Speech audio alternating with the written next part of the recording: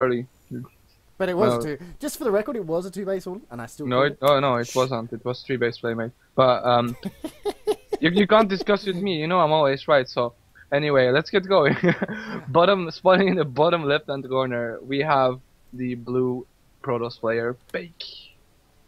And his opponent, Sensei Samuel, the yellow Zerg, spawning in the top right-hand position. The Yes. only close-air position game we've had all night, which, by the way, is kind of cool. It's first time. It says it's on MLG Metro as well. Yeah, that's true. Now, a lot of people, from what I've been told, every time they play on this map, as well as Entombed Valley, they get lag. Have you ever? I mean, I don't really play much on Metropolis because it's not really on the map pool, is it? So, It used to be yeah, it used to be, but well, not this version. It used to be the one with the tower. islands, Yeah, islands and then over rocks here. on the islands. Yeah. Now, Pake is going to get a scout off to where his opponent is first. This could definitely lead him into... Oh, gets a good scout off. See, there's no gas, early gas, or any shenanigans. He's going to put some pressure onto a drone.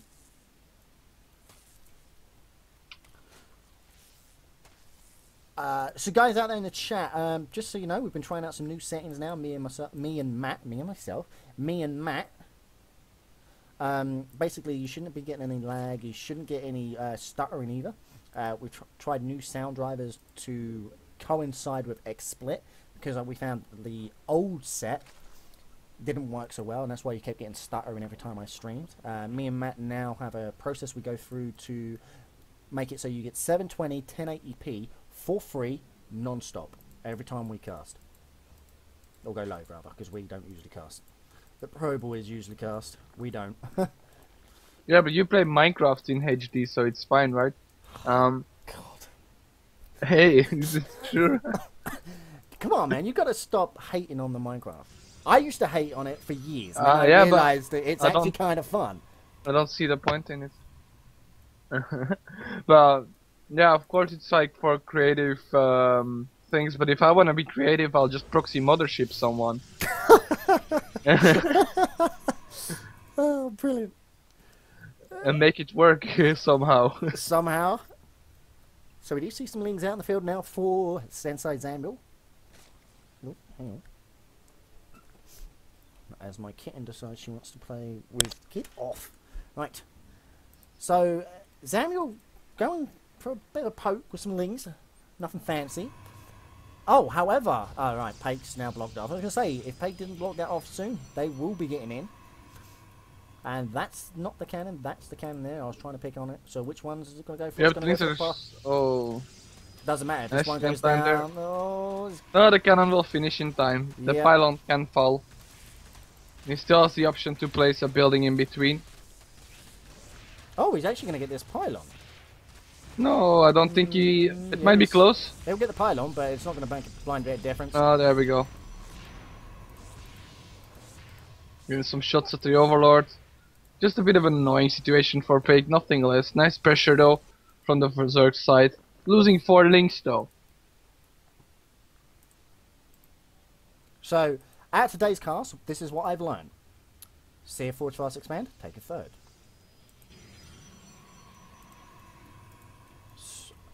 Yeah, for yourself, I was like, what is this guy saying now? No, for me, man, for me. You know, I'm playing Zerg. Yeah, yeah. I'm playing Zerg. I know. You know, Yeah, I'm you trying get a to good learn. opportunity to like observe what people do, what people's responses are, and yeah, pick from it what you like. And out there on the Rippy Whistle, sorry mate, we're trying to get the best quality we can give to people, so I do apologise. We will not be going down to 360. It will always be 720p or 1080p. And people actually asking for lower quality stream. That's a first. Yeah, but perhaps Look they at this. don't have the upload or the download value for it, the connection. Look at this, Chrono Boost now Zealots. Yeah, it's just gonna be some zealot pressure towards the third. The thing is, when I usually do this zealot pressure, Yeah. I usually wanna get health of the queen and kill it optimally. If the Zerg's micro isn't that good, you usually can kill the queen, and it sets you up really nice for some follow-up Stargate aggression. But we'll see if this is the case. Yeah, look, just for the record, Lakota, I've only just learned that, so Now I know. Good micro there by the Protoss player. Oh, very good micro by the Protoss player. Yeah, Very, but that was he really doesn't good. have enough.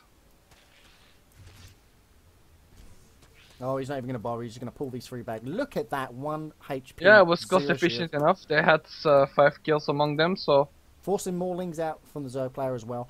What do we see here? We see double gas now going down in the main. A third going up. And a fourth going down. So there's a Roach Warren and Evil Ace chamber. Fake this did manage to get this pylon up over here at the 5th ramp. Ah, yes, that's a good point.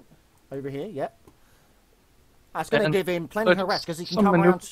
Do you reckon he's going to come down here and just try and take out the back rocks to do some harassment onto the third, or just go straight down the ramp?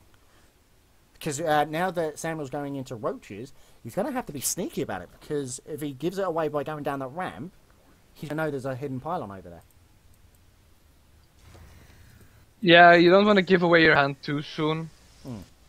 But I think if you just send these zealots, these low HP zealots, he can perhaps cover it up a little bit more. Oh, Pake's going for a 7 gate. We've got a Ling harassment coming in. He's got nothing to hold this. These Lings, if they did run in, they would get through. Let's find out what he's going to do here, because he's got a couple of sentries. Is he going to go more Zealot heavy or Stalkers? No, it's going to be Zealot heavy. I'm trying to see where he's going to go, because the creep spread's coming thick and fast, and he's got no way of getting down there without being detected. So he is going to go down the ramp. No, he's going to take out the rocks. No, look at that sneaky, sneaky positioning by Pake. Now he's just going to go for it. Yeah, and he has 2 force fields, so we can put him in a position that he gets almost a guaranteed kill on his hatchery with the 8 of those force fields. 8 roaches are about to pop out of those. And it's still, I don't think it's going to be enough. 8 roaches. Here we go. Oh, drones being fortified. Oh, but these 8 roaches might be enough though. Picking up the sentries. Yeah, the zealots are out of position. They're going for the drones, but that's too late. This is going to be held. This is too much, I think. No micro on the stalkers. Isomule needs to micro his roaches better. Oh, there's a lot of them going down, but more stalkers coming in now. Look at this. Yeah, he's taking too much casuals. Too bad. He needs to snipe this one weak stalker. Yeah, but Pake's not actually paying attention, didn't do it. I think he was microing back home. But you know what? These stalkers are doing their job. Everything falls and more roaches pop out. This but look. just shows how good micro on that stalker. Yeah, you need Ling support with roaches. But look, these Lings back here, they're not doing anything. They're just sitting there. And this is it. It's just going heavy roaches. And I agree, Lings right now would be better. Well, Lings plus roaches, because stalkers don't get bonus damage against the Lings, so they will kill them slower, HP-wise. And look at this, more zealots coming in now. He's just going to go straight for the kill now. There's the Lings coming in. Moves back, lets the zealots do their work. And here we go. Roach blood. He's going for it. And as they come out, Lings, there's the Queen. Might as well snipe the Queen. Why not, right? And look at this. All these Overlords are going to be sniped as well. Bye-bye. Oh, dear. If he takes out that Roach Warren, this is going to be game over. Because it's already game over. I can call it. Why? Because what's he got to come and kill him with? Not a lot. And there's the GG. Yeah, first game goes to Pake. Yep.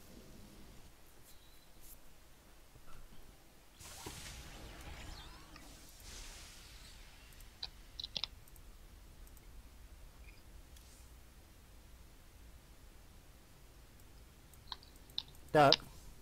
I do hear you, Chris. Oh, Give me one. I want crisps. See, I had like a big whole packet of skips, but you know, I kind of ate them before the show. Right. So Pake takes first game, quite convincingly, I might add. So let's find out what's going to happen.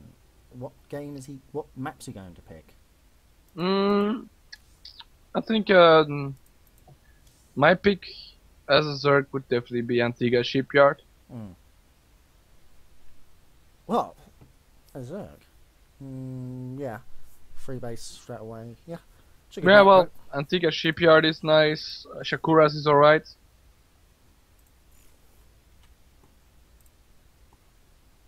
So you're going to go with Antigua Shipyard?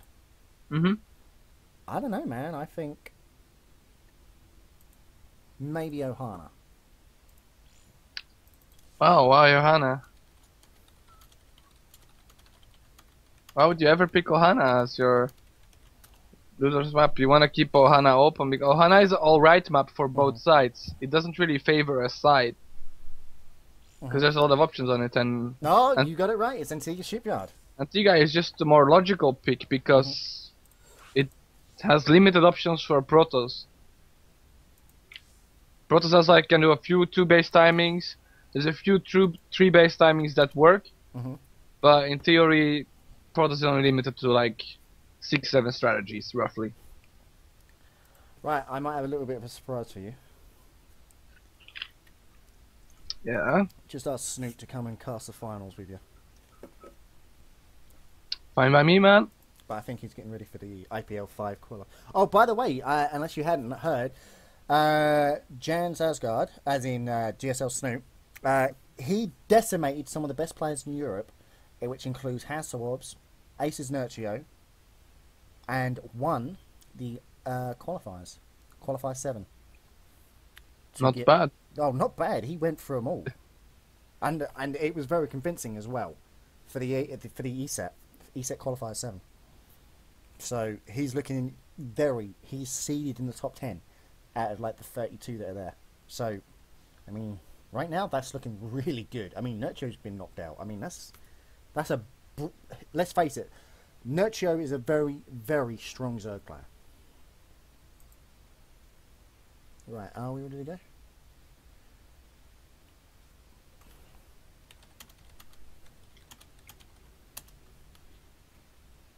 Are you ready, Dirk?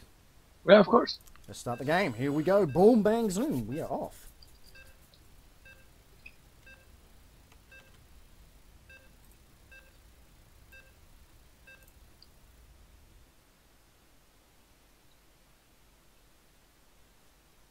So yeah, Asa Mill perhaps watched the stream before when Pake played in the quarters while waiting for his semis, and saw his build and thought like, yeah, I can take that. I was just looking at. I'm just going back to watching how Lakota played in that last game on Antigua Shipyard in his last game that we saw. I'm just Lakota was a lot more patient. Yeah. Now, is it better to be patient, let the Protoss come to you, because the Protoss player can't max? You wanna make the Protoss feel uncomfortable. If you let the Protoss come from his main to your third, uncontested, yeah, the Protoss is gonna feel fine because he comes in a small area where he doesn't need to use that much force field. There's a small area to cover.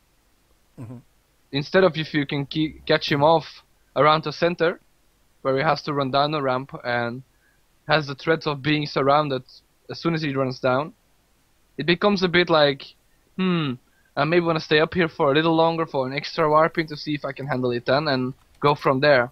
And that's always in Zerg's favor. Right then, into game, here we go. Spawning in the bottom left-hand corner, it is the blue Protoss. He is Pake, winning that last game very convincingly. Yes. And his opponent in the top right is Azamul, the yellow Zerg.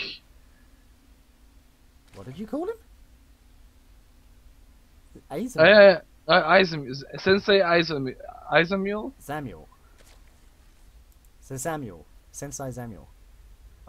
Samuel. I'll call him whatever I like, man. See, if Matt isn't here to butcher names, we can always count on Dirk. Thanks, Joy. Oh, that's brilliant.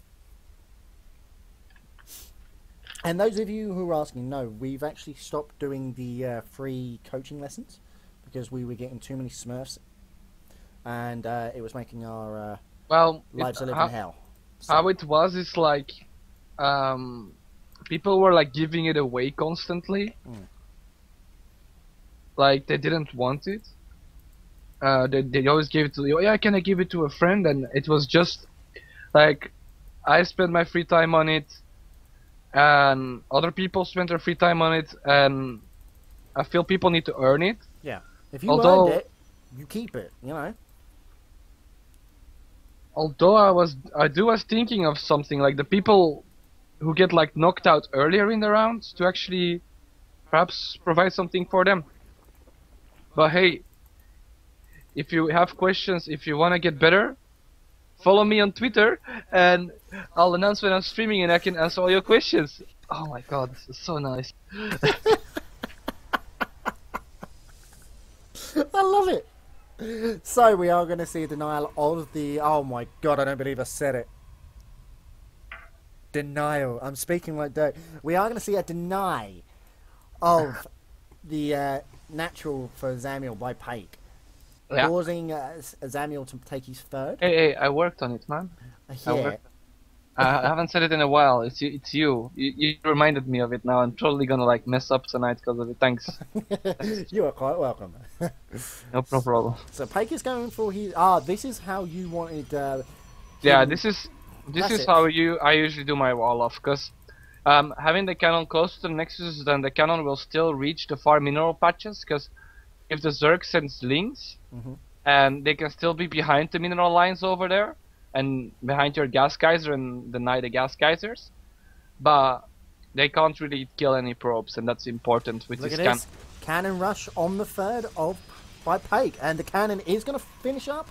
So No, it's not gonna finish up. The links will get in time, unless he spams another pylon. He's No, he's not going to lose it, and it takes out the probe, and yeah, it's going to have to cancel it. I would cancel it, yeah. This actually is a big setback for a Protoss player if you fail a cannon rush. This is why I usually just did it when I saw a 15 hatch, because you have more success of completing the cannon rush. But I stopped doing this just because it does tend to force a lot of all-in strategies from Zerg. So would this be the point now where Pake has to go into sentries?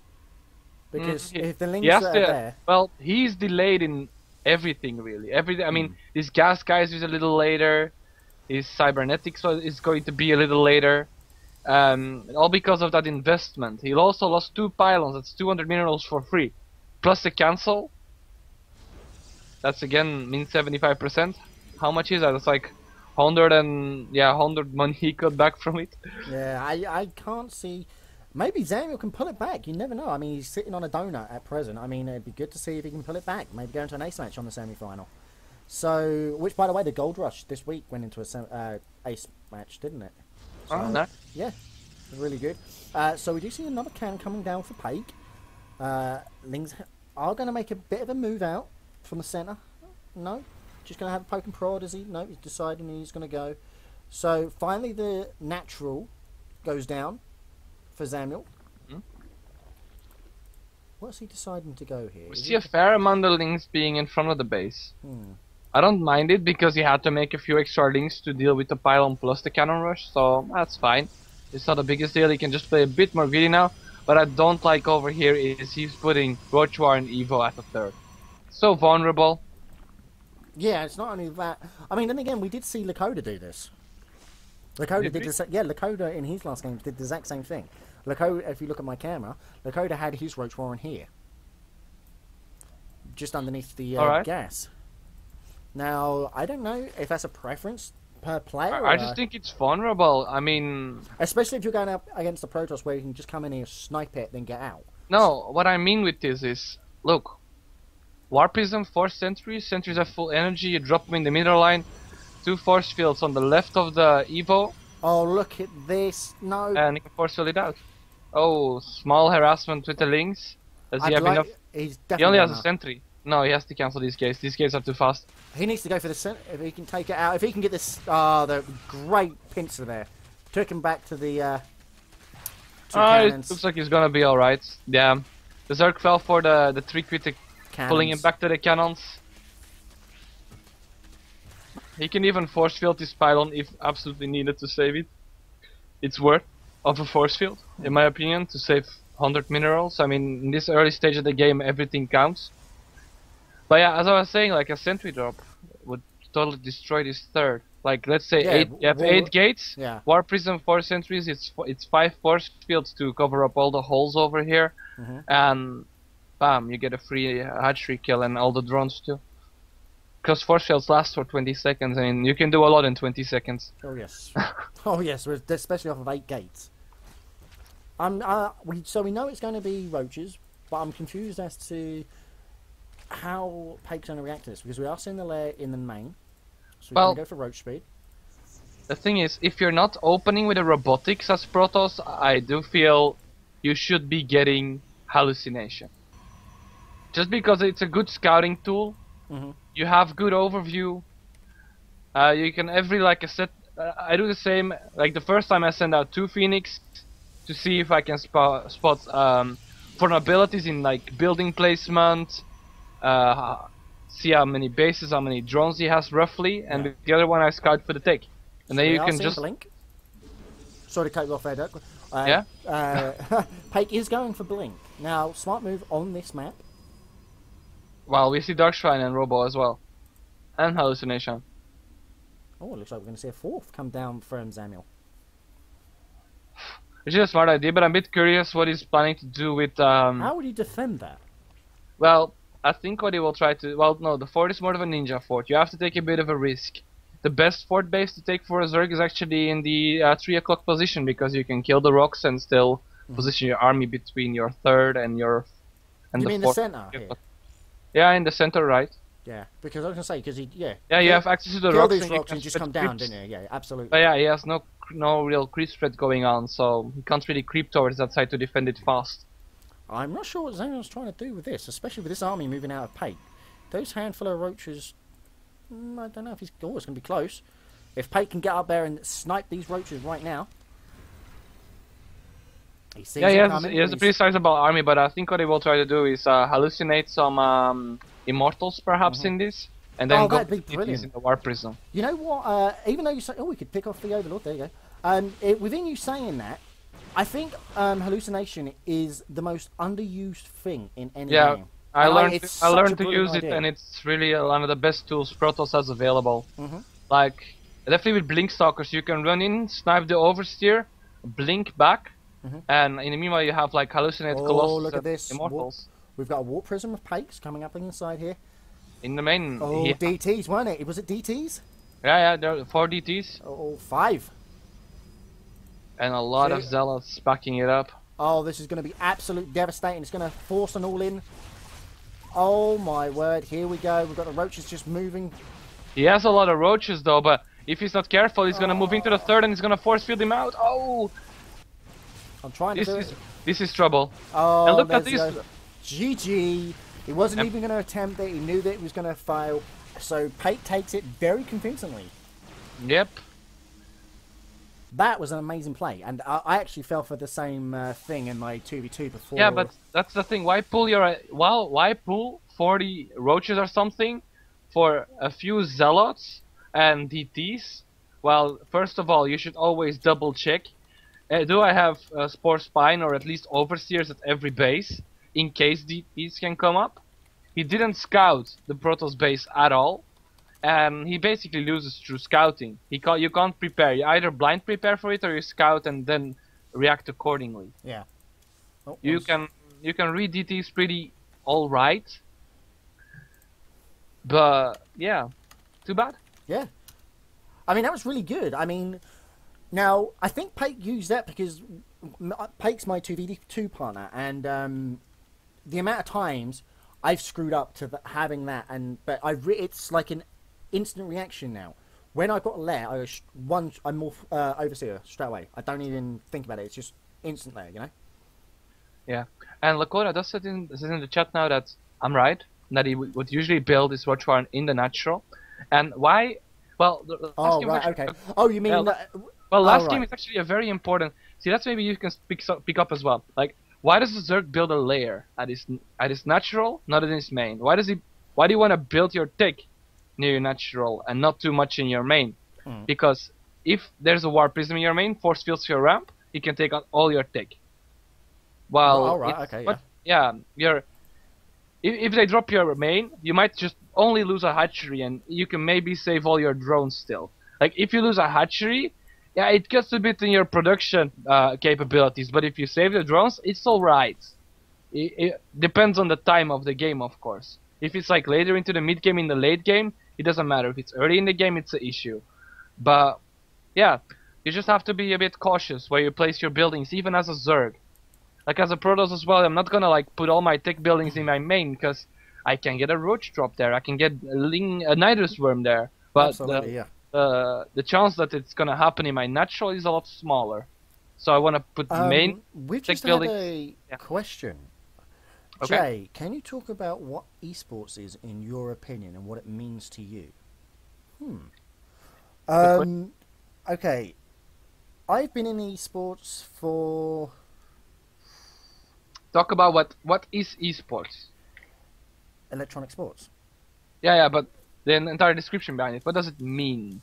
Right, esports is the promotion of online gaming, competitive gaming, such as StarCraft 2, League of Legends, Halo, Call of Duty now even, and there's so many games out there. If you take, for example, MLG, prime example of what esports stands for, bringing you the best players the world has to offer in one Well, venue. look, Jay is a bit older than me, but I'm 24, and when I started playing games like on the Nintendo, on the Super Nintendo, all of that didn't exist. There weren't real events. You had like arcade events here and there, but I Command wasn't and really Conquer. aware of that. Well, that wasn't that at the time of Super Nintendo, man. You had like Doom, yeah, like Yeah, the first Doom. Oh, Duke Nukem.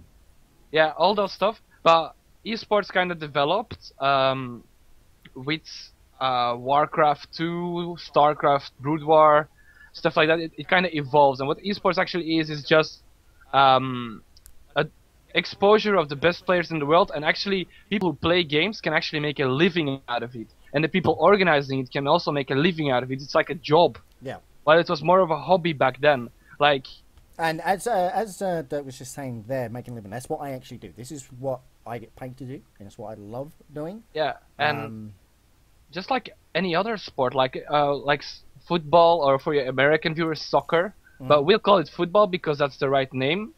American football is hand egg. So you have casual players there too. You have amateurs, you have semi-professionals, you have professionals, and yeah, like for example, I'm an amateur. I don't get paid. I'm not on a team. So yeah, it's the same situation really. What was it? What is this? What it means to me. What does esports mean to me? Well, it's my job, so I wouldn't be doing it if I didn't love doing it. Everybody sees the cast. Everybody sees what's in front of them. You know what they're watching on the stream or what they're watching as a fan in a venue. To me, what it is a source of income. But at the same time, esports is something I started as a player. You'll always start off as a player in esports. Period. It doesn't matter if you're good, bad, bronze, gold, grandmaster, master. It really doesn't matter. That's where you'll be. You will be a player. If you don't have a love for the game, you will never be in esports. Now, I started off as a player. I wasn't very good at it, you know, but I'm still not very good. I'm still learning, and I've been playing longer than most people. I really, I have. Believe it or not. And I started off in Brood War.